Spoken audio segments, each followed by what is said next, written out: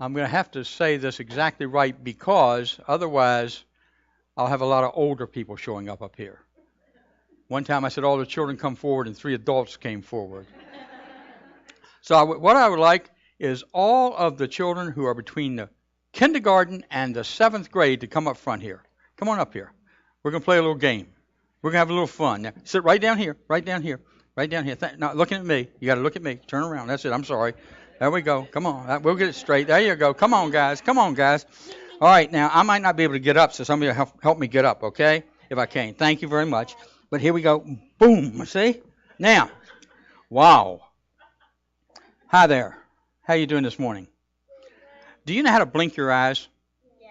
Like a couple times like that? Yeah. Well, I'm going to ask you a few questions. And if the answer is yes, I want you to blink your eyes. Now, let me share with you, your parents cannot see you, which might be good, okay? Don't look around here, Lulaney. Got to look at me, okay? And that's okay. I'm only kidding. Well, not really. But anyway, because I'm going to ask you a couple questions, okay? Let me ask you a question. Have you ever gotten angry with your parents? Blink your eyes. Oh, we're all pretty normal, huh? Yeah. Some people blink them 4 or 5 times. And have you ever felt lonely? Like nobody cares in a moment? Okay? I got a few blinkers here. And have you ever felt like something's bigger than you are and you can't overcome it? Yeah. All right. So I want to share a story with you this morning because we're talking about something this morning that's really important. And what I want you to do is think about David and Goliath. How many people know the story of David and Goliath? 1. You don't have to blink. You can actually raise your hand. Okay. So some of you is going to be new to, right? Well, whoops. There's David right there. Anyway, David and Goliath lived 3,000 years ago. Long time, huh? But we can learn something from him. David was a little fella, short, maybe 5 feet tall, 4 feet tall. And Goliath was a big giant in that day and time. He was over 7 feet tall. He was huge. And there were 2 armies that were supposed to go to war with each other. But what happened is that Goliath, instead of letting the armies fight, decided he would challenge anybody who would fight with him. So he came out ready to fight. He had all his armor on, and he was huge. And so he was a Philistine, what they called him, and the Israelites were fighting against him to protect their country. And so he comes out and says, anybody who will fight with me, person to person, what I will do is that the person who wins, that country wins. They used to do that in those days. That's the way they would fight, make up their differences. And Goliath comes out, this big guy, 8 feet tall, about 7 to 8 feet tall, huge guy, and here comes little David out. And David goes up to King Saul, who was the king of Israel at that time, and said to him, I'm willing to go out and fight with Goliath. David's a teenager, little fella. Goliath is a huge giant. And so Saul says, okay, fine, we're going to make some armor just for you, since you insist. And David said, no, thank you, I don't need any armor on me. I'll be fine. Because God is protecting me, he said. That's what it says in the Bible. And so anyway, David finally goes out and confronts this big giant that nobody else would fight with. And as he got close to him, Goliath, you see, had a couple problems. He couldn't hear very well because he was so big. He couldn't move very fast because he was so big. And he thought that everybody would fight the way he fought, which was with a sword and a spear. David comes out with a slingshot.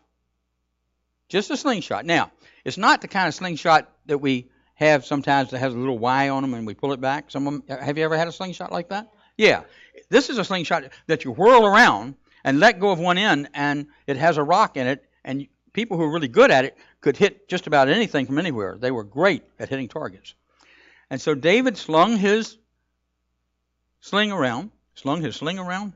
Anyway, he slung around, and David threw this rock, okay, at Goliath.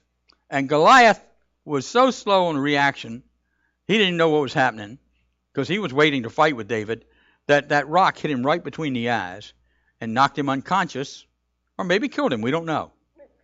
But anyway, the point is that David won the war with that gesture. Now, there's something that David and Goliath represent in our lives. They're still important today, even though it's 3,000 years ago. We all have Goliaths in our lives. We have something that upsets us. We have something that maybe we feel like we can't overcome for a while until we talk to the right person. And so we have issues sometimes, right? We get angry, we get upset. Sometimes we feel sad. Anybody here feel sad? Blink your eyes. Ever felt sad at all? Blink your eyes. Yeah, okay. I'm doing it with you. And so what happens when we are in that situation, I want you to think about David, and that the Goliath is the challenge you're having, the thing that's happening in your life that upsets you, and that you are bigger. You're the David. You are bigger than the problem. And when you recognize that, or when you find a time you can't quite figure something out, I want you to, and everybody know what a safe person is? Somebody a safe individual is? That's somebody you trust and you can talk to. It might be a grandmother or grandfather. It might be a mother or father. It can be somebody you can trust and talk to. And so you go to them and you talk about the issue and find solutions. Even if they're the person you're upset with. I know. I don't know about that. But anyway, yeah. You know why? Because the safe people love you and you can trust them. They just love you because you are loved. So I want you to think about the fact that anytime you have a problem, you can go share that with somebody so that you can get over the problem and be happy and feel secure and feel great again. Isn't that the way you like to feel? Blink your eyes if you like to feel great. Okay, yeah, I got all kinds of them. All right, thank you very much for listening. Okay, go sit down, please.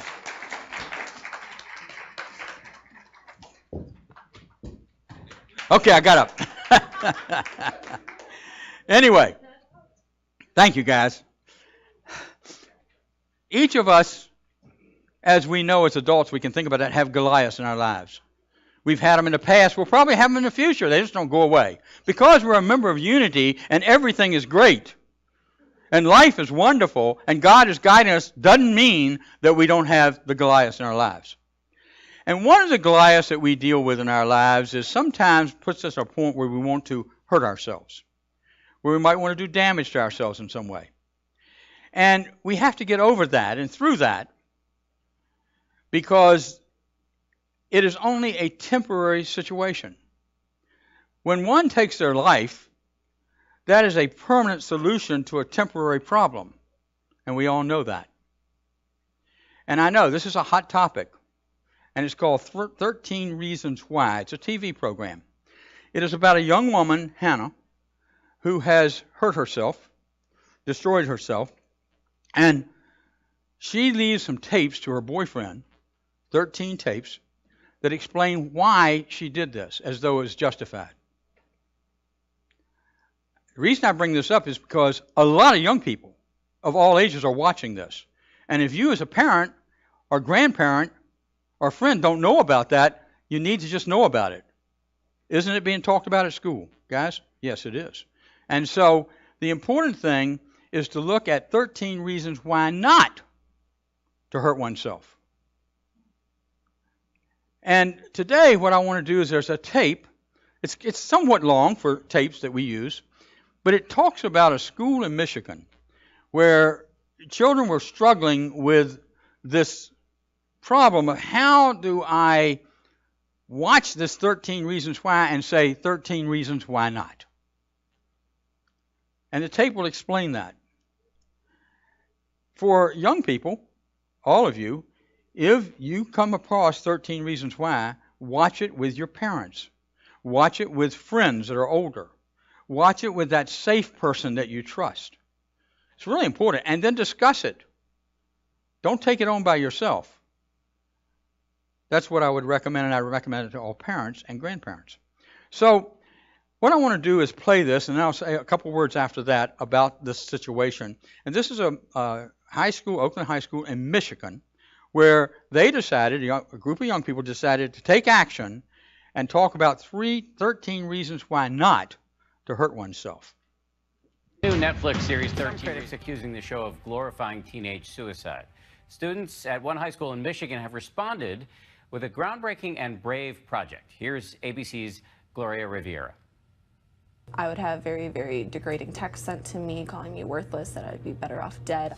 These high school seniors have carried dark and painful secrets with them for 4 years. There was this one girl that was really mean to me. She said really mean things. Why don't you just go kill yourself? Ever since I was little, I can remember getting teased and picked on for how I look. Like, am I actually gonna come to school today? Am I gonna go through this again? They are the voices of Michigan's Oxford High School, but they say what happened to them is happening to kids everywhere. A lot of people and parents want to believe that doesn't happen to their child, saying, oh, that my child would never do that, that would never happen to my child, but that's being naive. It's me, live and in stereo. No return engagements, no encore. Until the controversial Netflix series 13 Reasons Why came out, they say students never really talked about it. I've at least been through every situation in their show, or one of my close friends have. The series, executive produced by Selena Gomez, chronicles Hannah Baker, who commits suicide. Why didn't you say this to me when I was alive? But leaves audio tapes behind for the 13 people she blames. It's Hannah. Today, schools across the country are grappling with how to handle the show amidst a national backlash. The controversy surrounding that popular new Netflix series, 13 Reasons Why, and the Department of Education is worried about them sensationalizing teen suicide. Some asking teens not to watch. Paris Jackson, who has reportedly struggled in the past, posting on Instagram, the show is a warning for bullies, but at the same time is also an extremely triggering thing to watch. Critics say the show glorifies suicide, in part by suggesting Hannah gets what she wanted. It felt like I was already dead. Revenge. Netflix telling ABC News in a statement, "We support the unflinching vision of the show's creators, who engaged the careful advice of medical professionals in the scriptwriting process." I would not, as a parent, advise anybody under the age of 16 or even 17 to watch the show. But I think they are watching it. What we need to do is talk to them about it. The statistics are sobering. For young people between the ages of 10 and 24, suicide is the second leading cause of death. I think it's something that's gone through every high schooler's head at one point, but it's something that's gone through every high schooler's head at some point. That is a pretty major thing to say. Do you guys agree? Yeah. What do you guys think about the show? Some parts I had to turn away just because it was a lot to handle. When you talk about what was a lot to handle, like what? Like the ending part where she killed herself was really hard to watch.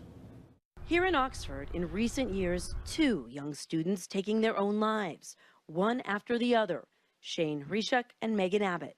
In response to the show and in honor of them, a small group of brave students are taking a drastic step by broadcasting their deepest secrets in the classroom for the entire student body to hear. Kayla, the volleyball player. This is a story of my life, or more specifically, how it almost ended. One day I heard the worst thing someone could ever hear. Why don't you just go kill yourself? I thought to myself, would anything really change if I wasn't here? For 13 days, one story shared over the school loudspeaker. Riley, an aspiring scientist. Worthless, self-centered, no morals, easy, grimy, cake face. You would be better off dead. I was afraid. For the time you laid your hands on me, for when I started to believe I actually would be better off dead. Even Jordan, the basketball star. A lot of days, though, I walk into this school after getting a text like this one. Do not talk to me anymore. Don't call me anymore. I'm going to show you, you little mother. The only reason why you have a relationship with me is for money, you user. It is not easy to hear those words. They call their project 13 Reasons Why Not, singling out at least one person who helped them. Kayla thanking her friend Alexa. You to this day may not know that your words talked me out of hurting myself. You are one of the 13 reasons why not. And Jordan with a message. Suicide is never the answer. There's always a reason why not. Let's be each other's why nots. It was a risk for all of them. I sat in the men's locker room with my headphones in during the announcements because I just didn't want to hear myself like that. I was freaking out all weekend. I had a couple conversations with my parents. They didn't know my story before I aired it. Reaction was swift. Thank God it was all positive. I didn't get one negative thing, and I had a couple of students text me like about their problems at home, and they had the same story. I always just viewed him as the captain of our basketball team and nothing more. But then when I heard his tape playing and I got to sit down with him and talk about his story, it completely changed my viewpoint of him. And then what they all hoped. 15 minutes after my tape played, a girl who had been abused since elementary school went to the office to get help. So I think if we get nothing out of this, we have that. We have. For teacher Chaz Millard, recording their stories was eye-opening. You know, as a teacher, you always worry about what your kids are going through. We spend so much time with them. We get only so much time to interact with them, so you never know what's going on with somebody. A lot of my teachers have had like serious conversations with me now about my life. We deserve to like get to know each other on a deeper level than just a textbook. Hi, I'm Morgan Abbott. The whole project may mean more to Morgan Abbott than anyone else. Please remember my sister. Please say her name. Please choose life. It was her older sister, Megan, who took her own life as an Oxford freshman, the victim of cyberbullying. Megan said, "Everyone wonders why I want to die so bad. It's because I get bullied all the time, and I feel unwanted." Morgan sharing her story this morning. I've had some painful days, but I will not ever make the choice my sister made. I will be at prom. My mom will get to be at my high school graduation. It's okay. It's okay. Mother and daughter say Megan would have loved the project. She's one. Yeah. Oh, this is when Megan would turn 1. She needed to hear the other stories. She needed to know that she wasn't alone. It's the kids telling the stories, and I think that's more powerful than any adult. For these students, the controversy over 13 Reasons Why led to an unexpected catharsis. I think this entire thing has almost created a family in the school. There's notes on the bathroom stalls saying you're beautiful, you're loved, you're strong. There's just a change in our culture in school that was much needed. A healing, they say, that could happen at other schools if students are willing to speak up. For Nightline, Gloria Riviera, Oxford, Michigan.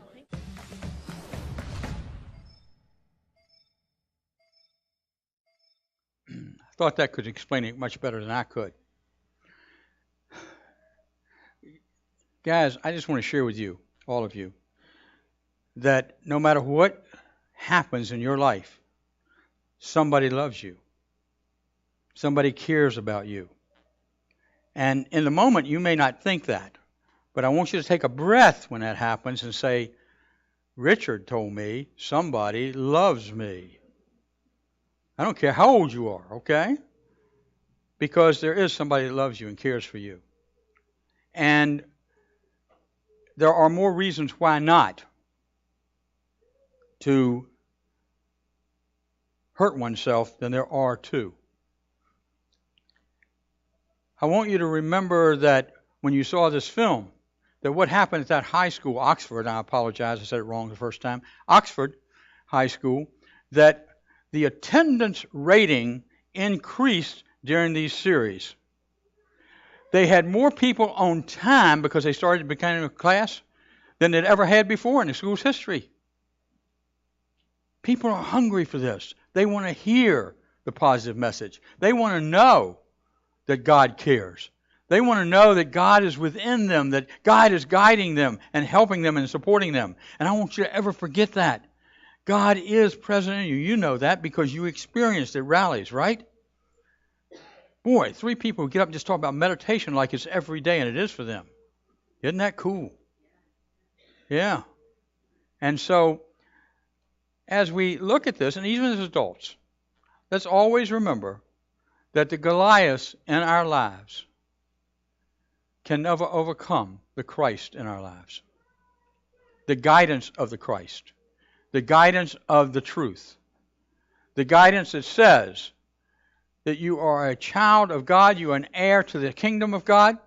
And what that means is you have the love that God has, you have the wisdom that God has, you have the understanding that God has, you have the strength that God has, and you have the power that God has. So use that power in a lot of ways to say why not. God bless you guys. Thank you.